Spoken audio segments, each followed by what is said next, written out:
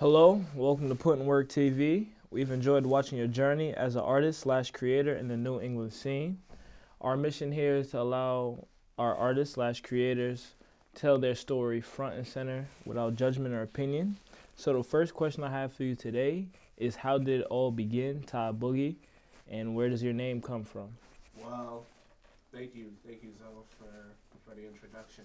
So, Tide Boogie, it's not really a hard origin because A Boogie was popping in high school, and then I always be wearing a hoodie.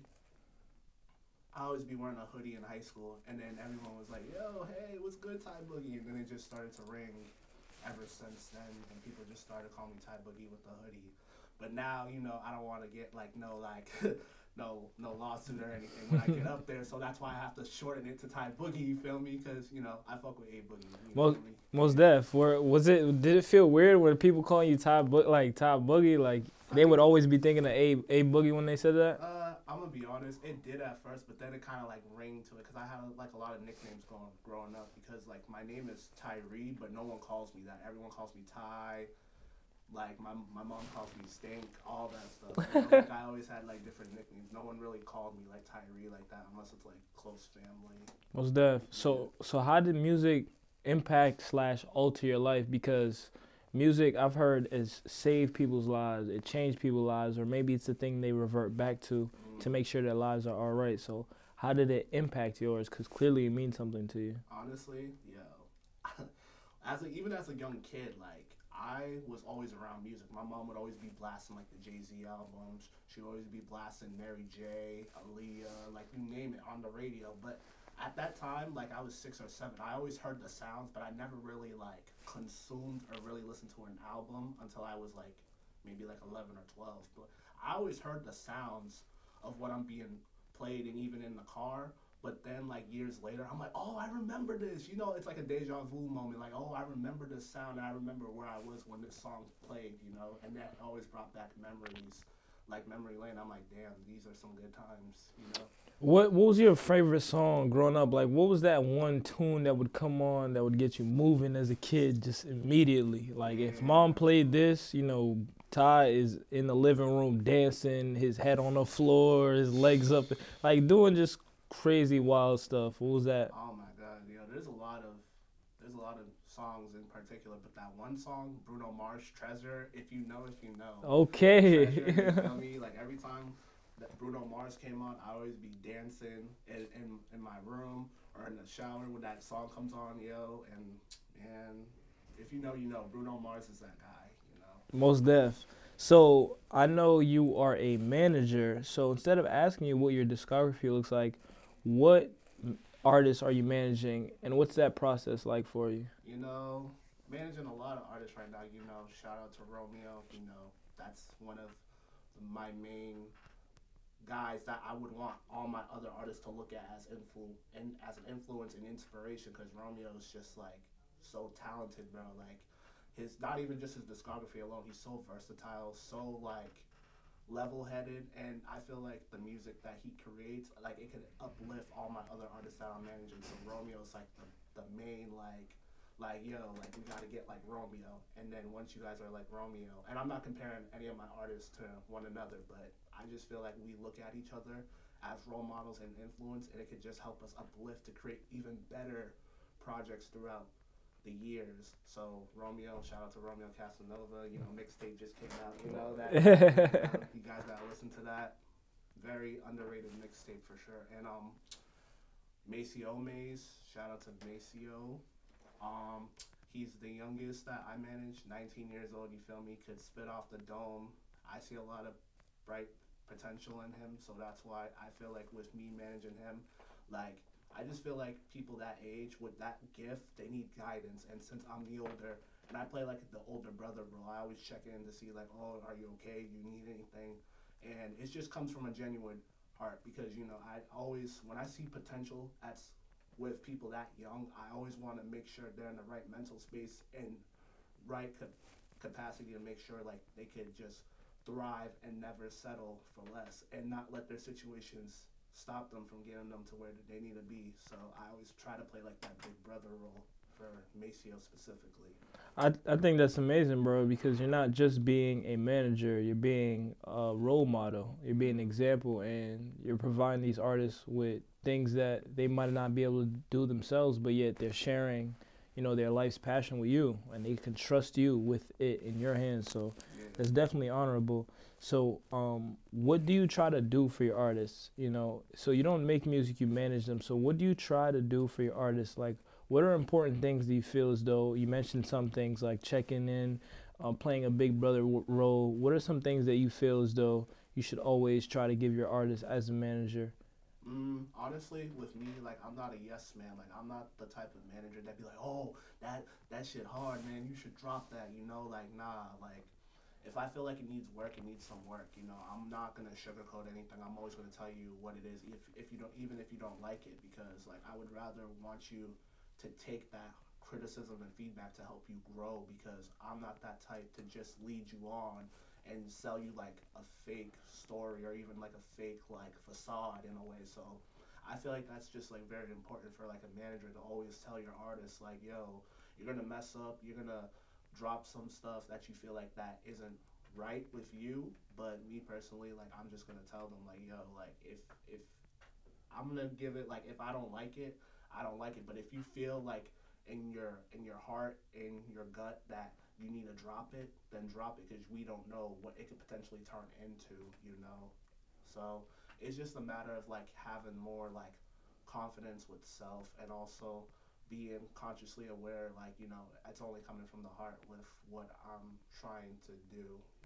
So there's never any malice in the way that you reproach your artists about a song, about a mixtape, about a sound, and I think that's very important too, because they need the truth.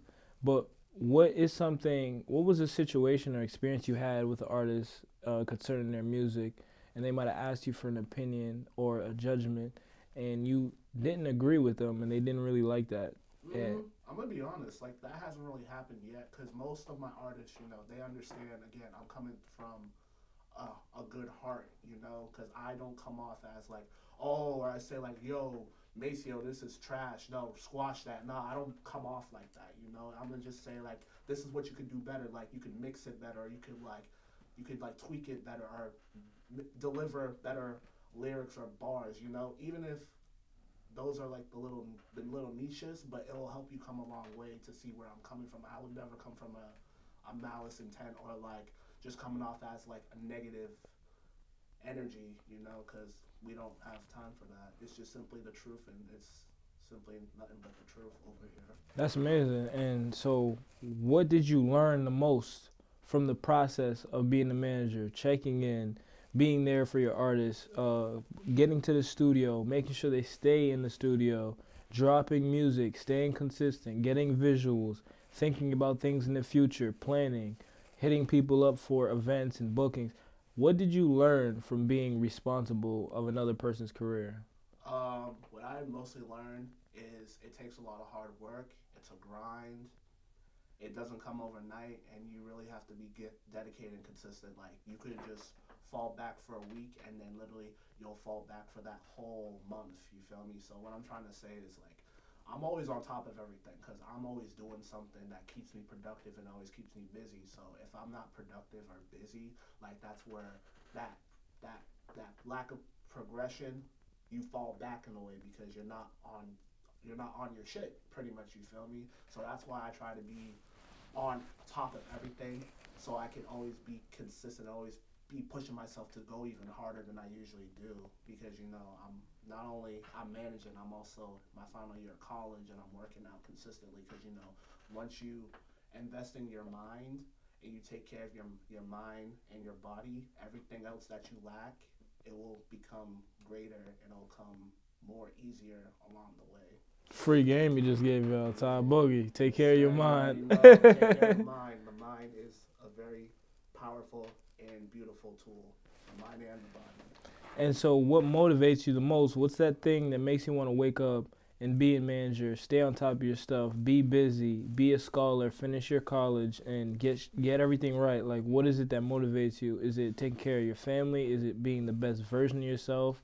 Is it making sure you're able to provide your artists with the best experience as a manager? What is it? Honestly, it's a lot of it's a lot of contributions to that, but my main reason that wakes me up and just tells me to keep going. I'm like, yeah, I got this, and I got that fiery like soul and intention inside of me. It's my mom, because me and my mom been through a lot, even when I was as a kid. Living in poverty, broken families, and I want to like bring that outlook and be that change in my family because I always consider myself the black sheep of my family, and I'm trying to break generational curses and then create generational wealth for not only my family but for my kids. That's what we're aiming to do, and it's not gonna stop. Like I'm gonna have days where I feel like I can't do it. I'm gonna have days where I feel like, why am I doing this? But I can't question anything. I gotta keep going. I gotta keep pushing because there's so many people that rely on me, that count on me, and I have to keep going even through the trials and tribulations. But there's always gonna be a blessing in disguise when you least expect that. You think your days are numbered, but miracles happen. I like to say sometimes the worst thing that happens to you is the best thing that happens to you. Exactly. And 9 times out of 10, it's usually that, but only in hindsight do you see it. So going back to something you said, you touched on it. What was it like growing up from where you're from, and where are you from? Oh, honestly, Dorchester, you feel me? Like right down there. So Dorchester, I experienced a lot, honestly. Like, typical living in the hood, hearing gunshots at night, just waking up and then seeing like a mat over like a body. Like I seen like all of that. Even like where I live now in Rossendale, I still see that. So I just don't want to be around that environment where I'm trying to project myself to be, because the goal is to not stay in the hood. The goal is to be out of the hood and go on to bigger and better. Most definitely. Was there a defining experience you had that showed you the reality of violence in the real world? Man, this is an exclusive. Nobody knows about this besides me and my family. So. And now you're gonna share it with PUTINWORK TV. We appreciate that. Feel me? It's a really sad story. So I was in middle school when this happened. So I had a friend, and her mom actually died like in our apartment. And literally, it's still an unsolved case. Like no one knows like how she died. No one knows who killed her or anything like that. So it's just like, and she also was her name was Carly. She was an amazing person. She was very uplifting, very positive. So it still hurts because she was a very kind soul. And looking at stuff like that, knowing that you just saw somebody and then the next day that they're gone, that just, it hurts. Even though I wasn't as close to her, but her presence alone, everyone in the neighborhood messed with her. She was a very touching, uplifting, caring individual. So, that's just the reality of it. I'm just like, damn, like one moment you could be with somebody, the next moment that they're gone, and I'm just like, damn, it sucks, but her presence will still live on, and like, you just gotta keep going. So, situations like that. Was she the mother of your friend? Yeah, like I was like 11 or 12 years old when this situation happened. I got off the bus one day from school, and literally there was like cops and like news trucks like everywhere, like in front of my house, everywhere. It was crazy. I'm like, damn. So personally, like, what did you leave with that experience? Did it traumatize you? Did it just show you that you're dealing with the real world and you've got to be careful about how you move around? Yeah, because honestly, even to this day, that experience still like lasts a scar on me, because knowing that like someone was in the house and she died in my house, what's to say that couldn't have been me? You feel me? Because you never really know. Like people are crazy out there.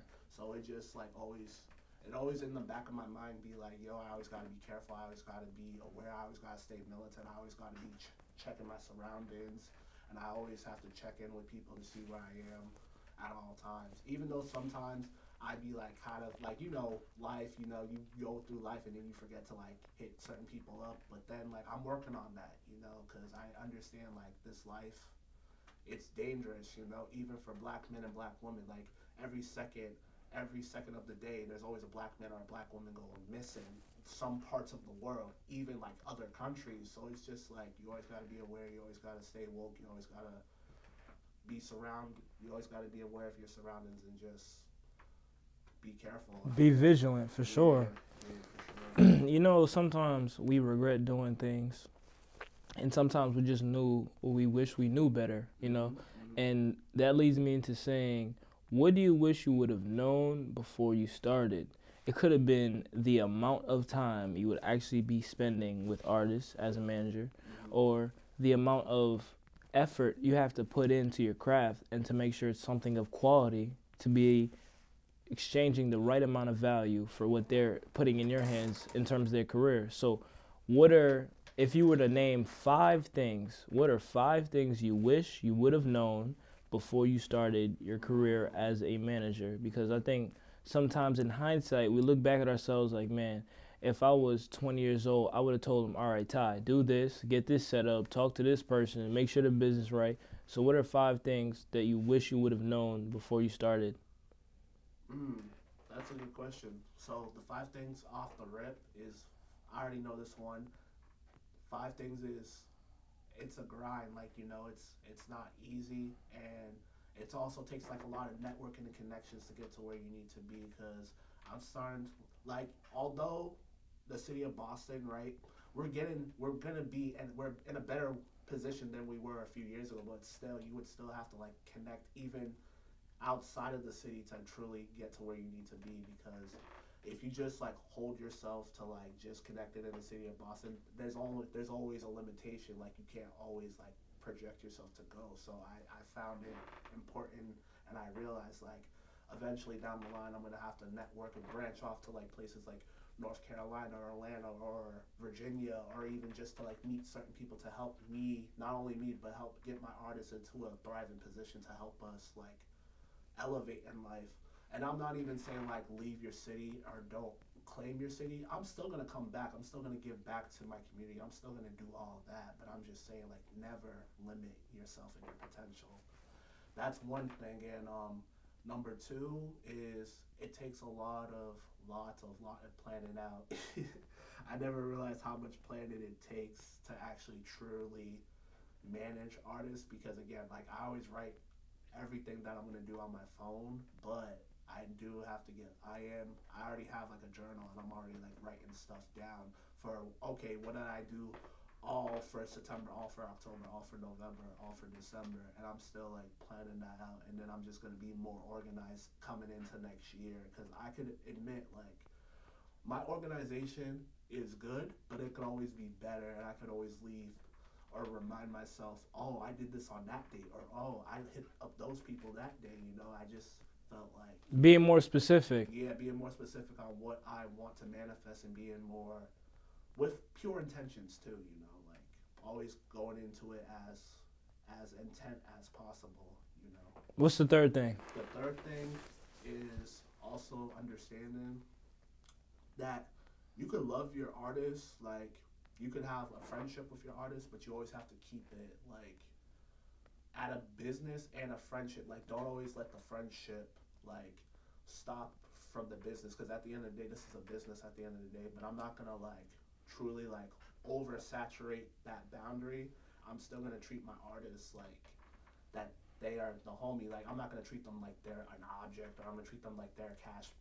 Nah, because at the end of the day, they're still human. You feel me? With feelings and emotions, and that needs support. But I just realized that there always has to be a balance to make sure like that would be maintained. Because they always said don't mix friendships with business, but I truly believe you could mix that. But I just feel like it has to come with pure intentions. Because as long as you know your intentions at the end of the day, and you know why you're doing what you're doing, then I always feel like the friendship and the business could always be maintained in the end. Okay, so what's the last 2? Number 4 and 5. Okay.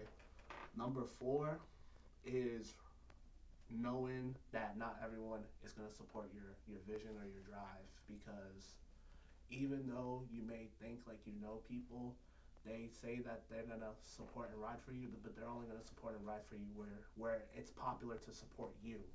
Because you always see people outside of the city.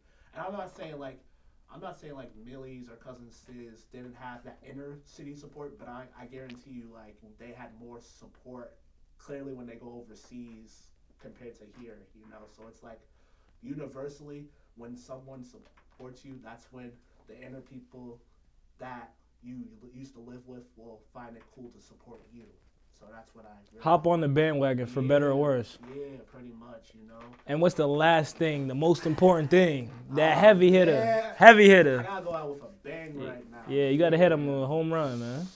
Okay, my last and main important thing that I think would be important is to understand that you can't be all buddy with people. You gotta just come to like a business point. Like, you know, like you could befriend people and all that, but don't always tell people like, oh, this is what I'm planning to do, or oh, this is what I want to do, because not everyone has that pure intention. You know, I'm not saying any of the people that I've met so far they're like that, but I always know like this business is very shady, and people will always try to do you dirty like the industry did them. And you know, you always got to be careful on who you tell your business to, or who you want to like talk about business plans or even like building with. I think that's important, not showing your hand what you just said, but not only just for the reason you just explained, for the reason that when you tell somebody something that is greater than them, greater than what they're doing, what you're really telling them is that I refuse to be suppressed anymore, and I won't succumb to your fear, your doubt, and your anxiety. Yeah. So the moment, it could be somebody you love. You ever find it strange? You could tell somebody, yo, I found a way to get $10,000. Immediately, you'll see their face light up. But then what comes after that? Fear. How? How'd you make it? Where's it coming from? Are you sure it's not fake? Is it a scam? Yeah. And I actually, there's an acronym for scam, right? It's called Still Confused About Money, right? Because it shows that when you're doing something greater than yourself, right? And you're following your ambition, the moment you speak it, you are making somebody realize that they're suppressing themselves and not living to their full potential. So what they have to do is remind you of your limitations if you believe them. So I think that's a very, very important thing that you would have told younger Ty that you know now, either way, that would have helped you in the future. My question for you is, I don't want to know the hardest part about being a manager. I want to know the recurring issue that, I wouldn't say issue, but the recurring challenge that presents itself to you and that maybe many other managers face themselves, but you guys don't really get a platform or a place to really speak on it. What is a recurring challenge that managers have that they just can't seem to fully express, but you guys all experience it, in your opinion? Okay, so me, you know, even though I'm just now managing, what I came to is like, yeah, I know like my name doesn't hold any weight or anything, but like trying to like connect with like other people to do business with my artists, like I find that kind of frustrating, you know, because I be on top of all my emails when it comes to replying back and everything, but like I do understand like there's gonna be other people like ahead of me that's gonna be more important, but I just, you know, it is kind of like frustrating at first. I did kind of let that get to me. I'm like, damn, what am I doing wrong? Or damn, like, you know, like, what is it something I can do differently? But then I realized I can't question it. If that time wasn't meant to happen, then it wasn't meant to happen, and then I just gotta move on from that, you know, and just keep seeing who will open that opportunity for me and my artists to take advantage of, you know. So I think you learned to take no, your mindset switched from rejection to next opportunity. Yeah. You know, and I think that's important too. And I don't want to say too much, but I used to be a salesman, and one thing that I learned is that when people tell you no, they are still waiting for you to convince them that it's good for them. So the point is not to convince these people, yo, work with my artists. It's for them to see the value in working with Ty Boogie, connecting with your artists. Because if they convince themselves to do it, then they know it's good for them, because everyone operates out of self-interest. So what I would say is, if when you're coming and you're talking to these people, you show them how you can benefit their self-interest, which also includes you and your artist. Because at the end of the day, you wouldn't be doing it if say here you have your artist Romeo. If Romeo wasn't benefiting from it, why would you go hit up a person that would hurt their career? No, because we operate out of self-interest, so you make them see the value in working with you. And so when one person says no and the other one sees a gold mine, guess who's going to be with you in the next 10 years? Exactly. So that leads me to my next question. What do you see yourself becoming in 5 years? I don't like to say where do you see yourself, because you can visualize and see something and imagine something. Say in 6 months, I want to be as jacked as a bodybuilder, right? I want to look like Arnold Schwarzenegger on Pump Iron, right? But if I put no work towards that goal, if I don't physically manifest my my visualization, I've done no work. So what do you see yourself becoming? Because as a man, you become angry, you can become successful, you become strong, you can become patient. Who do you decide to be in 5 years? As a manager, as a man? Okay, you know, my main goal is also, like, and I'm still working on it right now, is also to heal, because, you know, I always advocate for black men to go to therapy, because I just now seriously took therapy very seriously this year. And why I brought up therapy is because I came to realize you could be the smartest, you could be the most intelligent, you could be the most talented at whatever you do, but if you don't have the emotional intelligence, you're not going to make it far in whatever you're striving, trying to become. So I start to realize, if I'm not emotionally intact with myself, what's to say I'm not going to be able to do it, because I can't control myself or control my emotions, where those people I'm trying to connect with could actually bless me in my artist, and I reacted in a way and I pushed them away. That's what I mean by emotional intelligence. So I'm still working on that, to make sure I'm always remain calm at all costs, to not jeopardize any opportunities for me and my artists. And in 5 years, honestly, just like be financially stable, just like really like travel the world and just go crazy with this music stuff, you know. Shout out to all my brothers, you know, Romeo, Maceo, Cash, and Justin. Shout out all of them. You know, I love all my brothers to death, and we're gonna make this music shit a reality. No matter how long it takes, and no matter how many people say we can't do it, I'm gonna make sure that happens. And you stamping that here today, and I like the conviction in your voice. And my last question for you today is, where do you see the state of the New England scene? And when I say scene, I mean art, I mean hip hop, rap, jazz, alternative, whatever an artist choose, like whatever lane they choose to hop in. What do you see of the New England scene in 5 years? A lot of people say we're boiling. A lot of people say we're right at the tip of just breaking out. You know, the other day, I was showing my brother all these artists and these songs from New England. He was like, yo, bro, you ain't shown me, you haven't shown me a bad one yet. As in, all these new artists, he didn't even know we're from Boston. They didn't even know from the 617 and the 508. He's like, you haven't shown me a bad one yet. So it's like, we got the talent. So in your opinion, in 5 years, you know, what is the state of the New England scene? That's my last question for you. I got you. I feel like in 5 years, again, like, compared to 15, 20 years ago, we're in a very, very good place to strive, you know, because there's so many more artists now that are blowing up, that are actually thriving, that are coming out the city, or even Massachusetts as a whole, you know. And I just feel like that's something like we didn't really have as much back then, because yeah, we had the gurus, we had